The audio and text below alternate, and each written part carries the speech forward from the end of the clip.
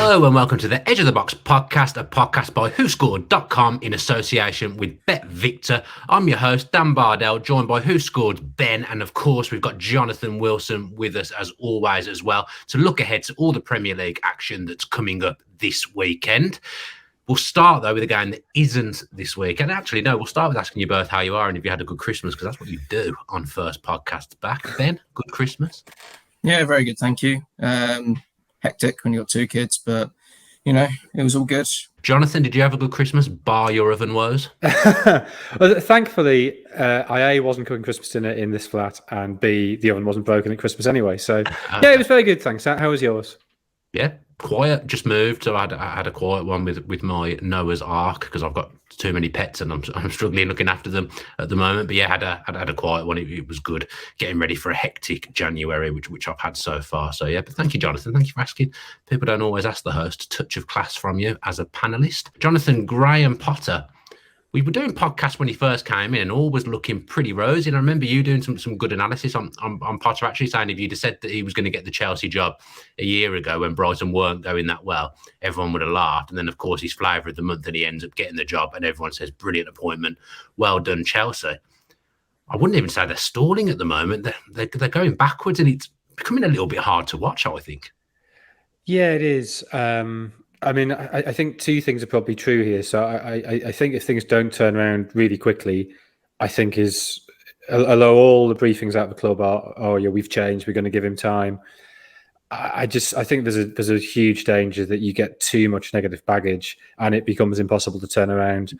And especially now, I think that fans have started to chant for Abramovich. If that represents a sort of serious challenge to this board, and if this board is sensitive to that, and there's a sense that there needs to be a blood sacrifice to expiate the sins, then Potter's going to be the one who gets sacrificed. That's just the way of it. But alongside that, I'm not really sure any of this is his fault. I think any manager who makes that step up from a club like Brighton, who although they're comfortable upper mid-table club at the moment, that's because he took them to that role, and De Zerbi's obviously built on that. But yeah, Brighton, in people's heads, being the Brighton manager is not a glamorous position. Potter is not a glamorous man. And Chelsea have got a history of glamorous managers, and every time somebody steps up from a club like Brighton to a club like Chelsea, that question is going to be there. Can he do it at this level? So Potter's record at Östersund, at Swansea, at Brighton is excellent. You can't really have a better CV from the starting point he had, but that doubt was always there, and that's making everything sort of focused on him. When actually, this problem is caused by two things. So one is the huge injury list they've got at the minute. 10, 11 players out, depending exactly who you count, but particularly the two fullbacks, who I think are absolutely essential how they play, and that was a problem under Tuchel, that when Reece James was injured, they weren't as good a team. And alongside that, I think the squad is massively unbalanced. I think that's a legacy of the Abramovich era. I think even before sanctions, there was an issue with that needed resolving.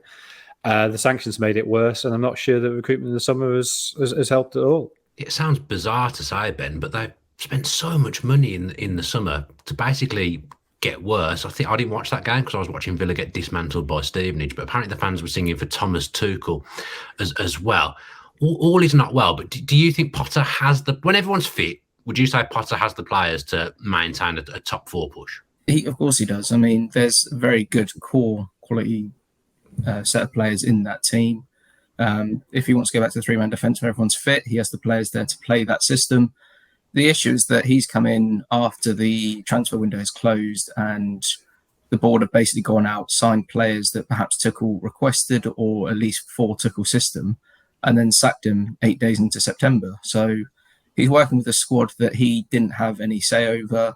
I know with any manager, you don't really complain with the players that you've got. There is a quality there for them to maintain a top four push, but he's got a squad there that he hasn't put together. The board's put together for Tuchel, and it's obviously backfiring on both the team and the manager itself. Yeah, Todd Bowley's like a kid in a candy shop at the moment. Every time any team, Arsenal, Manchester United, are linked with a player, Chelsea seem to sign them, Jonathan. And, João Felix is coming in from nowhere. It looked like he was going to go to Arsenal or Manchester United. He's going to Chelsea now. Do you think he improves them, or do you think he adds to the chaos? Well, I think it's possible to do both. They don't have a centre forward at the minute, and that's a massive problem. Aubameyang is past it. So a centre forward is better than no centre forward. Is he a centre forward though? Is he like the centre forward? He's not going to get on the end of things. Is he, João Felix? I see what you say though. And that's that's precisely the problem. That he's somebody who likes to drop off, take the ball to feet, and turn, which they've got loads of. I think he's better than what they've got doing that. I think he's better than Pulisic. I think he's better than Sterling. I think he's better than Ziyech. He's better than Havertz. If you had the Havertz, when he joined, then Havertz is a really good player. But for whatever reason, I thought his performance on Sunday was appalling. But I think it is an issue that the only players they've really got, Sterling can do it to an extent, but the only players they've really got who can run behind the opposing defence are Reece James and Ben Chilwell. And that was problematic even when they were fit. So the stats, when the two of them are missing, are terrible. So the two of them play together this season. Only, I think, 5 times they played together this season. So it's a small sample size. When they play together, Chelsea win 80% of games. When they don't play, when either of them are missing, they win 29% of games. So that's a massive drop off. I think when Chilwell plays, irrespective of James, it's 75 to hang on, I've written it down here. 75 to 29, and when James plays without Chilwell, it's 64 to 29. So that shows how essential to their system that type of player is. And so, the centre forward is clearly a problem area. You get a really gifted player on loan. I can see why you would do it, and as I say, I think he is better than what they've got. But actually, the problem is it's partly lack of cover in the fullback areas. That Azpilicueta at 33. I mean, he was never that attacking a fullback, but he just can't get him down at 33. And Cucurella has been a disaster. He really has. He's obviously not as bad a player as he's looked this season, but it hasn't worked out at all. But they've also got a massive problem at the back of midfield, where Jorginho has never been quick, but looks even older and slower now. Kante's never fit anymore. And really, all these problems began. Chelsea's best performance this season was the 2-2 draw against Tottenham. Yeah, really. And that was the last game Kante played. Well, that's not coincidence. They missed Kante, but at the same time, he's 31. He's started to get these injuries, and a properly laid out plan. And obviously, the whole change of ownership makes that harder. But the Kante hole is huge. Kovacic is okay. He's in and out, but he's one of those players who I think he sort of lubricates, makes the team better with good players around him. Well, they haven't got that. So they've got enormous problems at the back of midfield. Loftus-Cheek, who stepped in, did okay. He's injured now. Yeah. So it's all your fears, or my fears about Bowley are, he's come in, he's got loads of money, he talks a good game. Does he actually understand football? Is he just enthralled to the glamour of it? Which all that talk about, I want to sign Ronaldo, which he appears to have done twice now.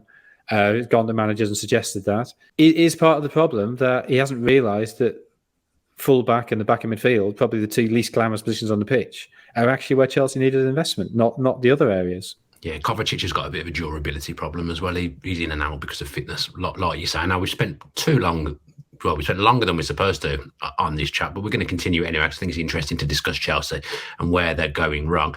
Jonathan, Ben's got some player ratings under Tuchel and Potter.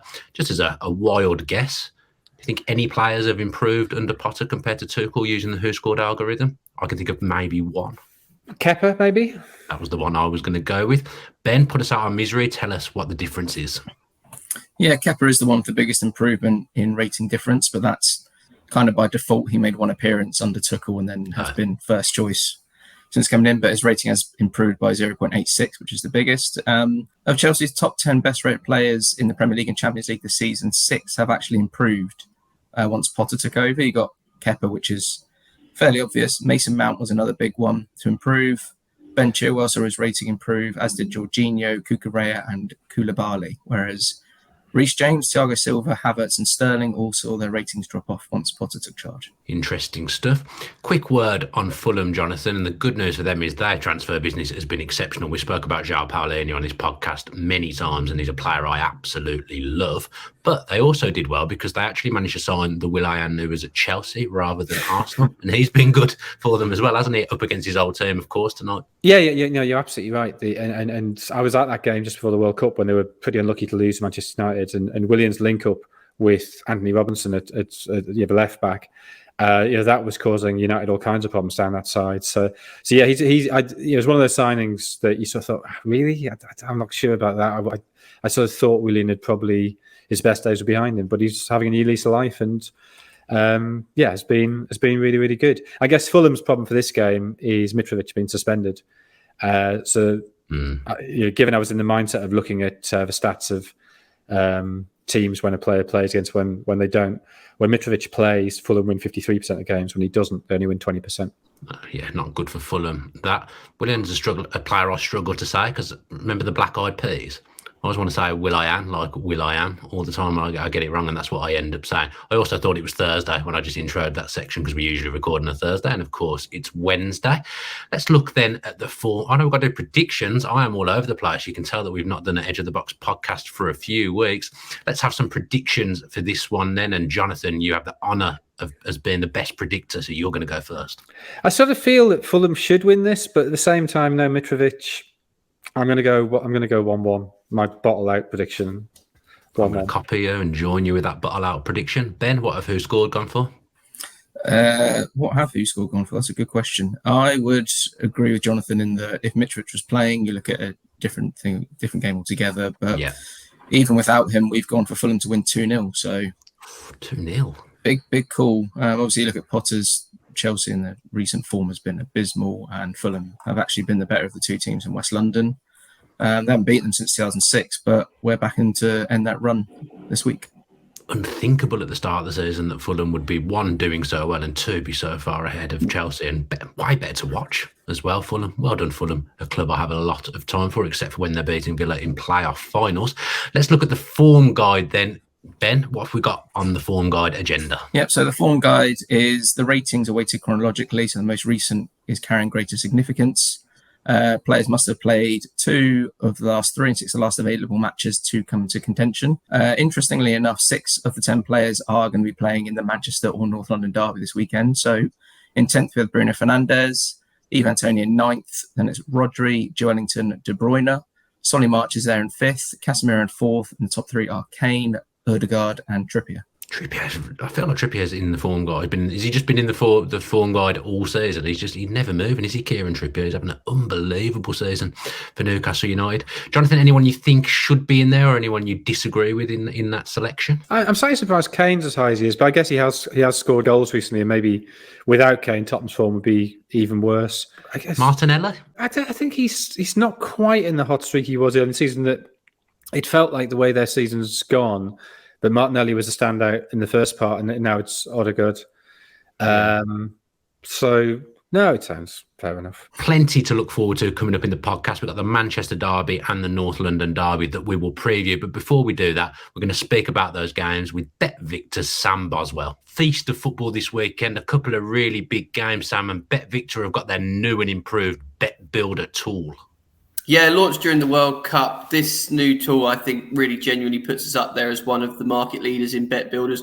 We know how popular they are with customers. And for big weekends of football, there's certainly something punters love to get their teeth stuck into. So I'd encourage anyone to go and have a look at the website, check it out. And we've got a couple of various boosts that we're going to talk about, I think, in a minute around both the big games this weekend. Should we kick off by touching on the North London, not the North London derby, I should say the Manchester derby, which comes first on Saturday. Really exciting game. Really interesting to see how this Manchester United side continue to evolve and develop under Ten Hag. They're 130 to get the win in 90 minutes, 11-4 the draw. City 3-4 to get the win away at Old Trafford. We've seen some epic contests in the past, and I'll take you through, I guess, the bet builder that we're going to boost for the game that you guys have helped us create. So we'll kick off with Haaland to have 2 or more shots on target. It's easy to see why we think that should be in there. I'm sure the stats will back that up in a moment when we have a chat. We've got Casemiro 3 or more tackles. He's been imperative, hasn't he, in Manchester United's return to form, and a quality signing for them. And I can imagine he'll be stuck in that central midfield for most of the 90 minutes. Next up is Rodri to hit 90 or more passes. Another key player for Man City, and I think he's sometimes a little bit undervalued in that City side, because he certainly helps to pick up the pieces and make them tick when coming out from the back. And the final leg is a really interesting one that you guys have added in, which is Marcus Rashford to score any time. I don't think there's a man that's returned to form in any better style, really. Marcus Rashford banging goals in for fun, left, right and centre. Now, this bet was 12-1. We've boosted it to 14. I'm looking forward to hearing the science behind it. Go on then, Ben. I mean, I will say Rashford as well, taking away his current form. He's got an excellent Manchester derby record. Yeah, I mean, last night he obviously scored against Charlton, came off the bench and scored twice. He became the first Manchester United player to score in 8 home games in a row since Wayne Rooney in March 2010. So there's, history on his side, and he obviously is in great form since coming back from the World Cup. Haaland, with the 2+ shots on target, he's averaging 2.1 shots on target per game, and obviously scored a hat-trick in the return fixture. Casemiro is averaging 3.2 tackles per game, so there's a reason there for him to have as many tackles as we have predicted. And finally, Rodri is actually averaging the most passes per game in Europe's top 5 leagues with 93. So decent value there, and the stats back it up. Sam, we've also got the North London derby. Talk us through the bet builder for that one. Spurs 11-5 play host to Arsenal, who are 23-20. This is a game Arsenal just have to win if they are to be considered title contenders in my book. Can't be having the excuses of North London derby. You've got to win these games away from home if you want to be up there. The bet builder for this one's really interesting. I think I prefer this one, actually. Kane anytime to score, which I'm pretty sure he's got a great record in the North London derby. Eddie Nketiah, if I can speak properly, Eddie Nketiah, there we go, to score any time, added in there as well. I think he's been fantastic, really, since he's come in for Gabriel Jesus, and great to see him having a good season. We've then got Højbjerg for 2 or more tackles, and then finally it's Gabriel to have a shot. Now that's been boosted from 14-1 to 16-1. I've got to say, Gabriel does normally have a shot. He's in my fantasy football team, and I always feel like he goes close every game. Rarely scores, and I get upset, but he does tend to have a shot in most games. Ben, talk us through the science. Yeah, you're right. He does tend to have a shot. He averages 1 shot a game, so you're looking good there for that 1 shot from Gabriel in that one. Højbjerg to have 2+ tackles. He only averages 1.5 tackles per game, but in the 3 Premier League games since returning from the World Cup, he's actually made 8 tackles. So, he's come back with a vengeance, essentially. Harry Kane, his record on North London derby speaks for itself, and Eddie Nketiah has scored 7 in 11 starts. So, good value in that one. Sam, thanks ever so much for joining us today, and have a great weekend. Yeah, I hope everyone enjoys the action as ever. We'd encourage you to gamble responsibly. Looking forward to watching some fantastic Premier League clashes. Let's look at the Manchester derby then, Jonathan. And Casemiro has been an unbelievable signing for Manchester United. I don't think, I certainly, speaking for myself, didn't realise what a good footballer he was. I think I just saw him as like that defensive midfielder that just wins the ball back and gives it to someone better. But at Manchester United, he's shown more to his game, hasn't he? Yeah, he really has. He did it at the World Cup as well. He scored that really nice goal at the World Cup. He's involved in the build-up for was it a second or the third goal against South Korea? I'm in a similar position. I guess because if you're playing with Modric and Kroos, your job is to win the ball and give it to them because they are so good. But yeah, I hadn't realised what a good all-round footballer he was. His form, both for United and for Brazil, has been exceptional this season. Yeah, nice balance to Manchester United's midfield. Now, it's been a problem. Obviously, McTominay and Fred have played an awful lot of football for Manchester United over the last few years. But the way they've got Casemiro, Eriksen and Fernandes operating, they just look such a better side than they did 12 months ago. And Ben's put a question in for you here, Jonathan. Apparently, you've got an MLS franchise here. Yeah, it's good to know. Because they cost about £1 billion, don't they? So, Wilson's Wizards. Might be some tax issues I haven't declared there, but anyway, carry on. So you've got an MLS team, Wilson's Wizards. You're allowed one of Casemiro or Rodri. I think I know what your answer is going to be because I think you're going to base it possibly on age. But who would you have in your franchise? Well, it depends who else I've got in my franchise. But Rodri is 26 and Casemiro is young. I would have had him at 28 at least. Should I look it up? Have a guess as well, Ben. How old do you think he is? I think he's 27. He is 26. I did check whilst okay. But yeah, 26. Oh, that's very quick. Very quick. Well done to you. Casemiro's, 31 still, or 32 maybe now? He's 30 still and turns 31, I think, in February. Oh, Okay. Birthday coming up. He's slightly younger than I thought, but still, you get 4 more years out of Rodri. Right at the minute, if I had the chance to sign something on loan until the end of the season to patch a hole in the middle of my midfield and all else was equal, I probably would take Casemiro. But and I still there's a bit of me still thinks that a good Calvin Phillips might be better than Rodri, and I'd like to see Calvin Phillips get more of a go at City. I disagree with you, but I think that's a wild shout.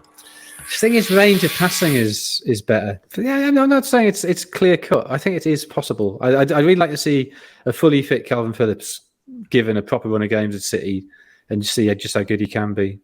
Yeah, Pep would like to see a fully fit Calvin Phillips after his comments he made about him when he came back from the World Cup. Then what do the stats say about Rodri and Casemiro? So they got... This is drill upstairs, sorry. In the tackles, obviously Casemiro smashes that one 4.1 per 90 to Rodri's 2.4. But when it comes to passing, no surprise to see Rodri blow Casemiro out of the park. 96.3 passes per 90 to Casemiro 64.1, and a pass success rate of 90.8% to Casemiro's 80.5. Worth noting as well, of course, Rodri did miss the reverse fixture, which is the only Premier League game he has missed, but they didn't really miss him. Whereas Casemiro, that was the last game he started on the bench in a Premier League game for Manchester United. So since then, he's been never present in the midfield. So that should be a very interesting battle in the midfield at Old Trafford on Saturday. Yeah, I think Gundogan played as the deepest midfielder in that game, if my memory serves me correctly. But Manchester City really didn't need Rodri that day because Manchester United were terrible and Manchester City were excellent. I do see it being a lot closer this time round because Manchester United have got one of the form players in the Premier League, Jonathan. That's Marcus Rashford. What has Eric Ten Hag done to allow him to flourish? He's got rid of Ronaldo. I mean, I think it's as simple as that. But Rashford was playing really well. Then Ronaldo arrives, and whether it's a tactical thing, whether it's a psychological thing, his form dropped off. Maybe a bit of reaction to the Euros as well. But now Ronaldo's gone, there's space in the team again. There's a centre forward who gets out of the way for him to cut in from the flanks. Yeah, I'm really pleased that he's not another one of these promising young players who just sort of drifts away. That he has recovered his form and looks incredibly dangerous because he's got such quick feet with quite a sort of big physical build. I think that's quite a rare combination of talents to have. The worry for him would be if Manchester United didn't sign a striker and if he had to spend time as the central striker, because I think personally he's so much better on the left, but it does look like Manchester United are signing Wout Weghorst on loan for the rest of the season. Ben, would you play Rashford up top or do you prefer him on the left as well, like me? I prefer him on the left. I can see why United are going for Weghorst. They do need another striker up there just to ease the burden on Martial, who's been inconsistent and he has his injury issues. I think Weghorst will offer another route to goal. He obviously wasn't great for Burnley, but he proved at the World Cup how big a threat he can be for Netherlands. I'd keep him on the left. I mean, if it ain't broke, why fix it? Jonathan, you're a European football expert. Wout Weghorst, will he fit in well at Manchester United? It's a slightly surprising signing. I mean, we clearly didn't see the best of him at Burnley. I thought the little glimmers of him you saw at the World Cup, some pretty impressive stuff. I think it's interesting that Ten Hag is looking for that slightly different option, a bigger option to play there. So yeah, it's not one of those that screams out as a signing that's was obviously needed or was obviously going to happen. But I think it is interesting. I'm quite keen to see how it works out because it is so counterintuitive. He's a good presser actually for a lad of his size. You just think he's going to be this target man lump up front. But actually, he's a really, really good presser about Weghorst, which will suit Ten Hag. Quick question for you, Jonathan: will he be more effective than Cristiano Ronaldo for Manchester United? Yes. I thought you might say that. We're going to look at Manchester City now. I like this comparison, Rico Lewis to Philippe Lahm, but I'm not sure about little Philippe Lahm. Is Philippe Lahm not tall? Surely they're the same size. Yeah, I mean that's what Pep kind of compared him to, as little Philippe Lahm. It's he's obviously very talented and he's got a lot of potential, and it's a big risk sort of playing him against Liverpool. he took Cancelo off for him against Chelsea, and City did look sort of more solid and more effective going forward when he did. It's one of those where he's obviously been, he's come through that City youth team, which is, incredible, that academy is. And it's not necessarily hasn't come out of nowhere, but it seems as though Pep may trust him more than he does Kyle Walker, but whether he does for the Manchester derby, remains to be seen. Walker did play centre-back against Chelsea in the FA Cup in that 3-man defence. So ultimately it depends on whether Guardiola goes for the 4-man or 3-man defence. But the emergence has been, a breath of fresh air. Walker's had his injury issues. He's the wrong side of 30 now. So to have Lewis come in there and do as solid a job as he has done given his age is, very welcome for City. I think he'll start. He seems to have really taken a shine to him, Pep Guardiola, with little Philipp Lahm, Rico Lewis. Jonathan, I could see you typing. Were you looking at the heights? I'm hoping that you were. I was, and Philipp Lahm is 1 centimetre taller than little Rico Lewis. I don't know. I've not watched Manchester City's under 21s or Manchester City's U2, so I don't know whether fullbacks at Manchester City are brought up to play this inverted role. But the way Rico Lewis plays it, it's very obvious on the eye what he's doing. It's not subtle. You can see that he's spending a lot of time inside. Yeah, and it's obviously something Guardiola likes. I think it's something he's doing that's a bit different to everybody else with the fullbacks. It's partly because of his terror of getting, in a Guardiola system, the obvious weakness is the space behind the defensive line, and so to get the structures right to guard against the ball being lost in that circumstance is that much harder. So if you have a fullback, you can just slot in there. That sort of it's a shortcut to doing that. You don't have to play. I mean, Pep used to talk about playing 15 passes to get the structure right. If you can have Cancelo and Lewis tucking in and making that sort of trapezium shape, which I think is how Guardiola likes to have them set up when they have possession, but they're looking to protect themselves against the counter. Then that's obviously hugely beneficial. I guess if he has been taught that from a very early age, maybe it comes as second nature to him and it's less complicated than it would be for an older player having to learn that. Whether that means you pick him in a back 4 ahead of Kyle Walker for a Manchester derby, I don't know. I mean, maybe he will. I mean, Guardiola's not afraid to pick young players, but Walker is such a stalwart. I think it would be maybe he will, but it would be a big call to do that. Yeah, Cancelo's been out the team recently as well, hasn't he? Ake's kind of playing this hybrid fullback, centre-back role with Lewis playing the other side. That, to me, at the moment, seems to be the first choice, that Lewis will be on the right and Ake on the left, and Lewis does this inverted fullback, whereas Ake is more of a central defender playing left back, and he also tucks in, but in a different kind of way because he's not doing as much going forward. Pep Guardiola as well in an interview has said he's got a mad plan in his head for this game, so it'll be interesting to see what he comes up with. Combined 11 time then, Jonathan, I'll come to you first.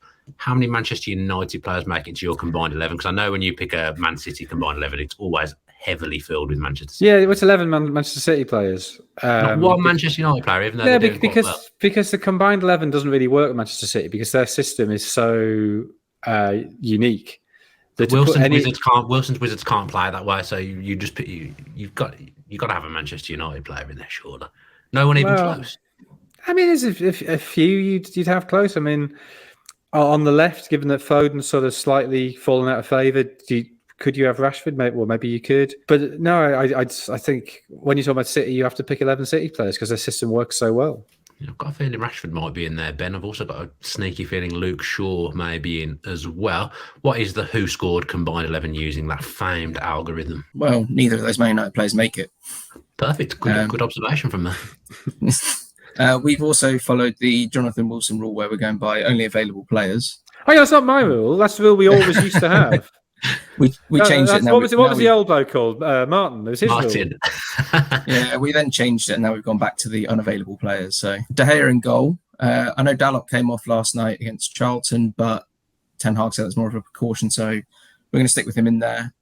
Stones, Martinez and Cancelo makes up the defence. There's a midfield 3 of De Bruyne, Rodri and Fernandes. And up front, you've got Foden, Haaland and Grealish. Grealish is in. I mean, I love Jack Grealish, but I'm surprised to see him in. He has got a few assists recently, hasn't he?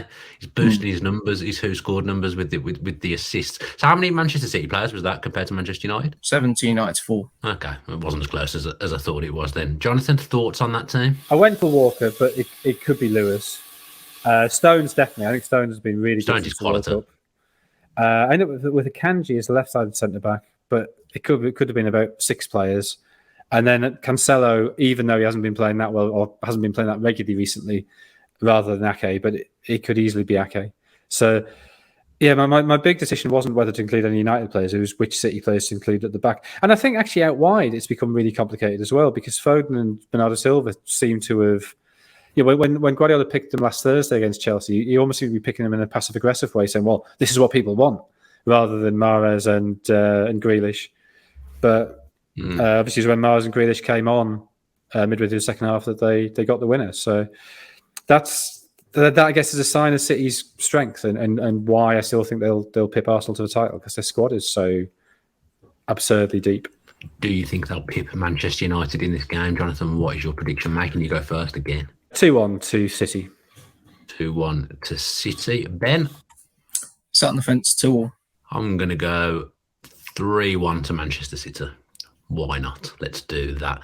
Of course, we've got the bet builder as well, as we discussed with Sam from Bet Victor early on. So if you fancy a bit of bet building, do take that on for the Manchester derby. Got the North London derby to look at now as well. Jonathan, Arsenal squad depth. It's a topic that's coming up all the time at the moment. Obviously, it's now more in vogue because Jesus is injured and we don't really know when he's coming back. Unprecedented that they are where they are. I don't think anyone would have predicted, even the most staunch Arsenal fan would have predicted that they would be where they are at this stage of the season. Is it going to cost? You've just said Manchester City squad depth will take them to the title. Is it squad depth something you think is going to cost Arsenal? They could get an injury in a position where they're well covered. So, if Zinchenko gets injured, then they can play Kieran Tierney. If Ben White gets injured, they can play Tomiyasu. That they do have options in certain areas. But I think middle of midfield and that forward line, it wouldn't take much to leave him with pretty slim pickings. And Nketiah has done pretty well since he came in, but he's clearly not as effective as Jesus. Not necessarily in the way he finishes, but in his pressing. I think Jesus is better. So I can see why they were looking at João Felix. I can see why they're looking at Mudryk. Even though he's not really a centre forward, but he's another attacking player that you can work in there. So I guess their decision now is they're in this amazing position. They're 5 points clear at the top of the table with nearly at the halfway point of the season. This weekend is the halfway point for a lot of clubs.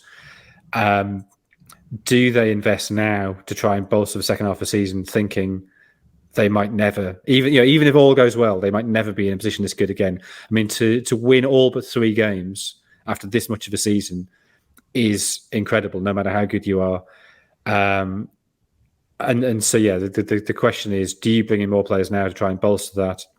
And there are two arguments against that. One being financial, and the other being if you bring players no matter how good into a system that's working effectively, is the risk of disrupting the system. People would talk about Asprilla doing that at Newcastle in the mid-90s. I'm not sure that actually that's quite as apt as when Manchester City signed Rodney Marsh in 72, I think, where it really was his signing disrupted things, even though he scored goals. Asprilla, I think the Asprilla signing, you can look at it in two different ways. The Rodney Marsh signing, I think, that clearly did shake City up. So it's a hard decision to make. I mean, the problem is if they don't sign anybody, and suddenly Martinelli pulls a hamstring in February and Saka twists his knee, and they're both out for a couple of months, you look stupid for not having signed anybody. If you spend 60 million on a player and then don't play him, or he ends up disrupting the team, you also look stupid. So it's a very, very big decision whichever way they go. I've been missing Smith Rowe all season, so the bench has looked a little bit short. They haven't had that attacking option to really bring off the bench to change games, like that Newcastle game. If it's not going well, I've been pushing the agenda on all the stuff that I do, that they could sign Mudryk, and then in certain games he might play on the left-hand side and Martinelli might play up top, because I feel he could press in the same way Jesus does, and Jesus' pressing is a big miss, like you say. So I think also they might look back to the fact that they didn't act in January last season and they dropped out the top 4. So I think they probably will make one signing, but I understand what you're saying. You do risk disrupting things, having to move players around or making someone unhappy. And Nketiah, if they sign someone and he drops out, he'd probably be sat there thinking, well, what am I here for then? Jesus is injured and I'm still not playing. So it'd be interesting to see what they do. But I do get the feeling, because of last season, that they may bring one player in January. Ben, Arteta's touchline behaviour is coming up as a hot topic. I don't think he's doing anything differently to what he's ever done. It's just that people are noticing it more now because Arsenal are good. Yeah, I think it's just people making a mountain out of a molehill. He's done this before. He's kind of always been quite animated on the touchline.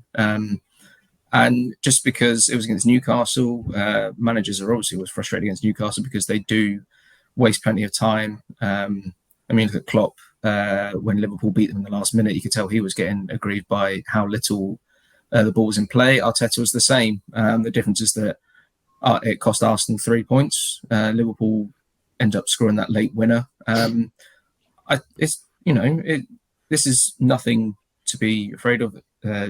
Nothing to really shout home about. It's just a mountain being made out of a molehill. You get some who think, oh, maybe he's feeling the pressure in the title race, but this is just Arteta. This is what he does. So I think just nothing really to look into. Ben, Spurs fan, obviously really delighted by the way Arsenal have gone so far this season. Is this a game that greatly concerns you?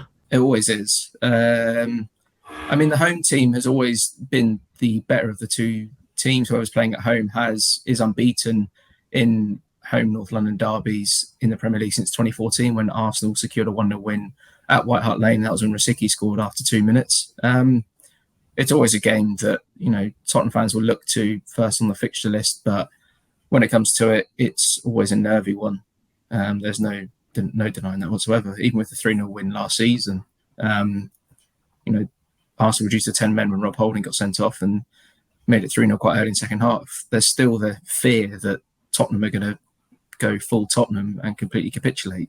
With Arsenal doing as well as they have been, it's hard not to be fearful of this game, more so than usual. But it's a North London derby, anything can happen. Yeah, I think, Jonathan, in the summer, we were both praising, not both, we were all probably praising Arsenal's transfer business, Tottenham's transfer business, saying they won the window.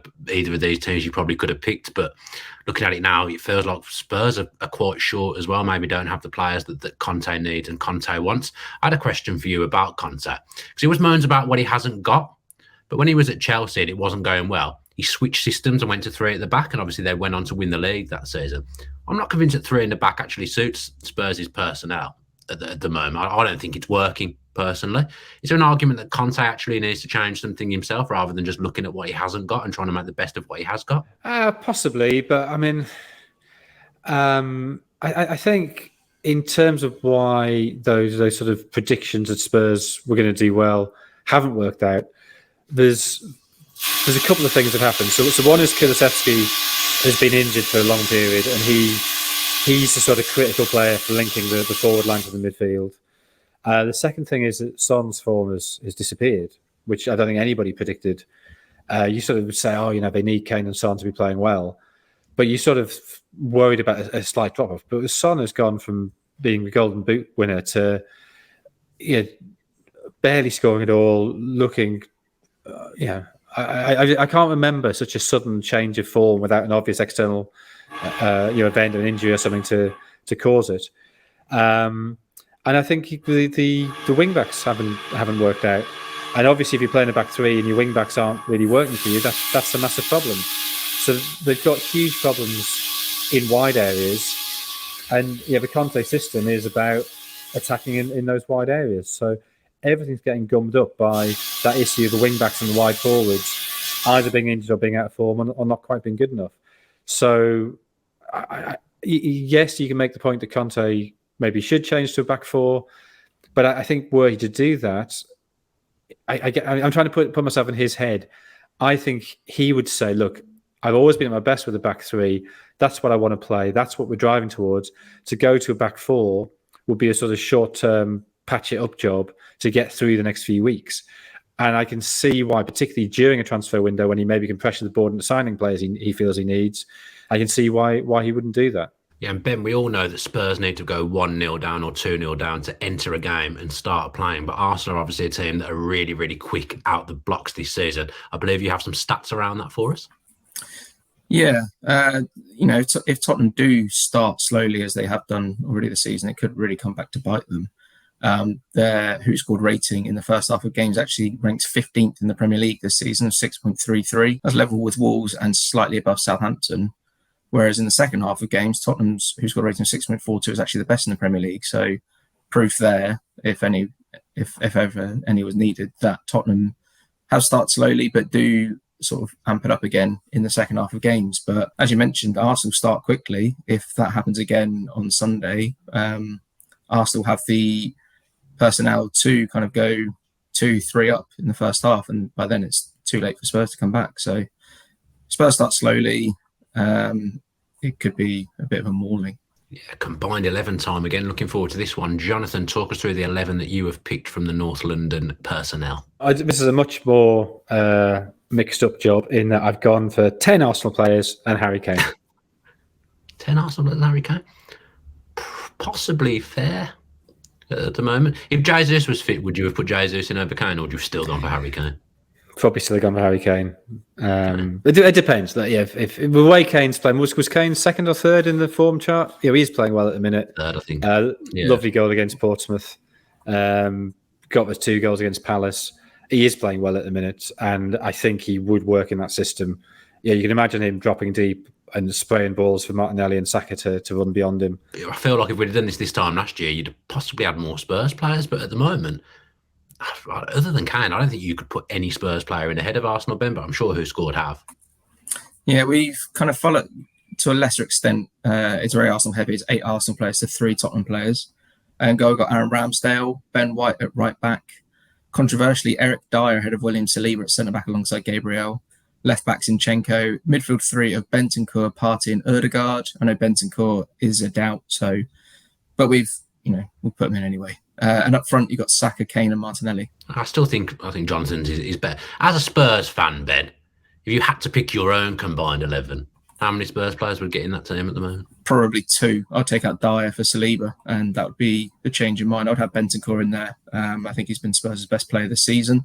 Even with Kane being as good as he is in front of goal, Bentancur has just kind of elevated that midfield when he needs to, particularly in the second half of games. He's that driving force from deep, and when he hasn't played, Spurs' midfield has looked significantly worse. I would probably, of that combined 11, I would personally switch Dyer for Saliba, and that would be the only change. Okay, and let's do our match predictions. I will go first for this one. I'm going to go 1-0 to the Arsenal. Ben?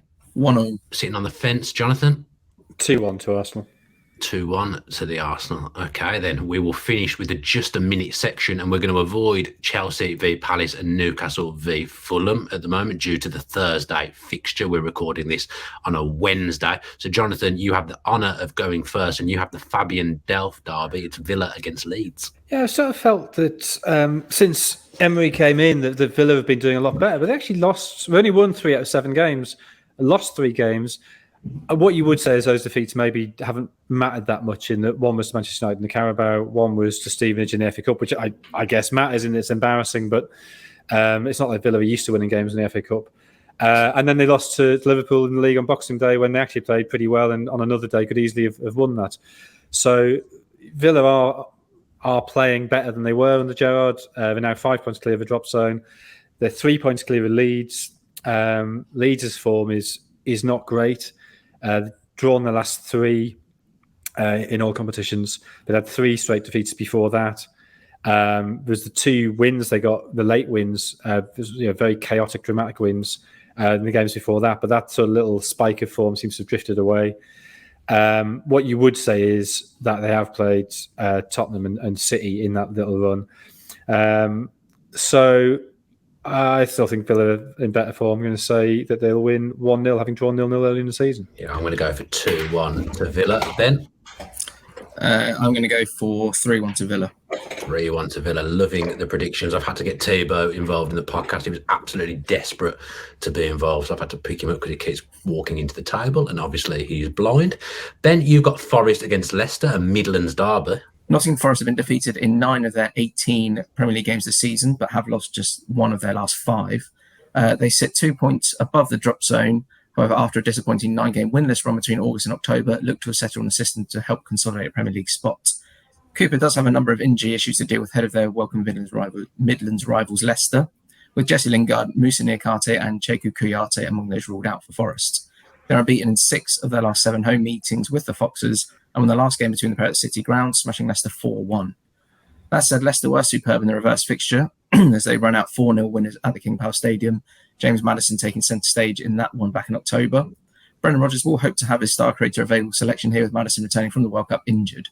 He's also hopeful that Kiernan Dewsbury Hall can recover from injury sustained prior to defeat to Fulham, but Boubakary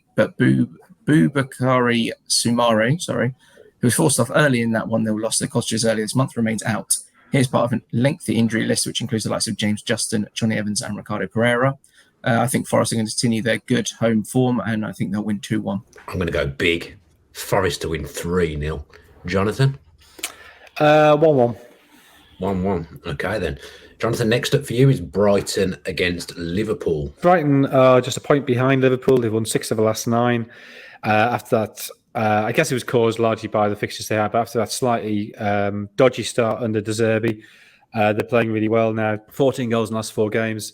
And for a team who always struggle to score goals under Graham Potter, they suddenly look incredibly potent. Probably not quite as skewed at the back. Liverpool's form is poor.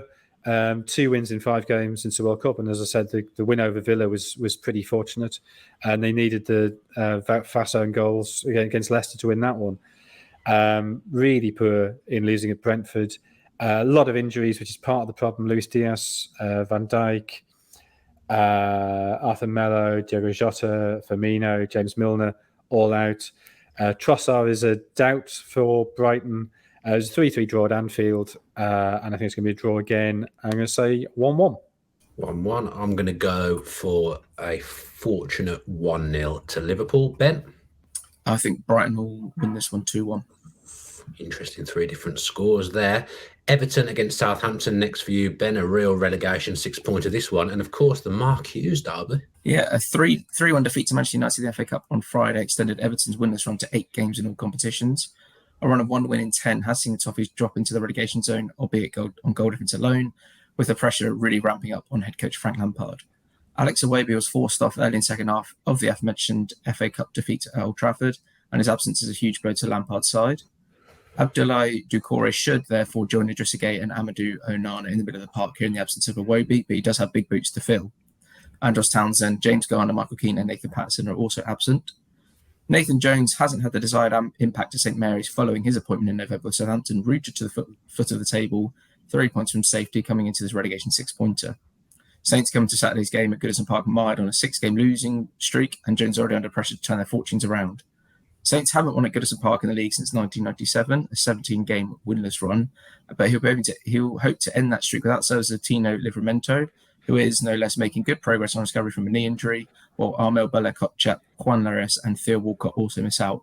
I think in this one, it's going to be a draw. I'm going for 1-1. Yeah, nonsense appointment, Nathan Jones. Jonathan? Everton to win 1-0. So I've just said it's a nonsense appointment, but I'm going to go for Southampton to win 2-1 at Everton. Goodison Park's a hostile place for those players to play at the moment, and I think the pressure is going to get to them. Jonathan, your last one is the Paul Ince derby, Wolves against West Ham. Wolves have been much improved under Julian Lopetegui. 5 games, won 2, drawn 2, lost 1, and that was the game against Manchester United. Of those draws, one of them at Anfield in the FA Cup, when they easily could have won that. Just the VAR blind spot counting against them. So they've been a lot better than they have been. West Ham's form is absolutely dreadful. The draw against Leeds last time out did at least end a run of 5 straight defeats in the league. But they are now down to 17th and just a point above Wolves in 19th. So were Wolves to win this, they go above West Ham. And you sort of think things are starting to get really critical for David Moyes there now, that this problem we've talked about a lot in the past of struggling to integrate more attacking, more flair, more creative players. West Ham won this game 2-0 early in the season, but Wolves are a completely different side now. West Ham also won both games 1-0 last season. West Ham without Scamacca, Areola and Cornet, doubts over Lanzini, Zuma, and Wolves without Neto and Kladzic, and a doubt over Podence, but I still think they'll win 1-0. Yeah, he looks like Lopetegui. Looks like he's got Wolves cooking a little bit. I'm going to go for 2-0 to Wolves. Ben? I'm joining Jonathan, 1-0 to Wolves. 1-0 to Wolves. And you're going to finish with Brentford against Bournemouth, and I've got absolutely no one to call it that a derby. Brentford have won only 4 of the last 12 league matches, though 3 of those have come in the last 4. Includes impressive wins at Manchester City and last time out at home against Liverpool. A 6-game unbeaten run has lifted the Bees into the top half of the table as they continue to impress under Thomas Frank. He could welcome back no fewer than 3 players for Saturday's clash with lowly Bournemouth, including star striker Ivan Toney. Midfielder Frank Onyeka and fullback Aaron Hickey may also be fit enough to make the matchday squad, but this one comes too soon for Pontus Jansson. Arsenal new manager bounced following Gary Neal's temporary appointment back in August. Bournemouth have really struggled of late, losing 7 of their last 8 league games, with the sole exception of 3-0 win over Everton in the final round of fixtures prior to the World Cup. The Cherries now sit just a point above the relegation zone and have a testing run of fixtures. O'Neill hoped to welcome back a host of injured players before the month is out, including key pair Marcus Tavernier and Neto, but defender Adam Smith is suspended. Bournemouth have failed to win all but one away league match this season, and one would expect that run to continue in West London, where Brentford lost just the once at home in England's top tier this season. I think Brentford will go on to win this one 2-0. I'm going to go 3-0 Brentford. Jonathan, you're on mute. I said 2-0 Brentford. 2-0 to Brentford. Right, we'll look at our predictions next week. We'll look at the predictions league. I think my Forest v Leicester, that's going to be the game changer. That's going to give me some momentum. That's going to turn my prediction season round. That does us for this week's iteration of Edge of the Box. Thanks to BetVictor for sponsoring us. Thanks to Ben and Jonathan for chatting through the games with me. And as ever, stay safe and enjoy the weekend's football.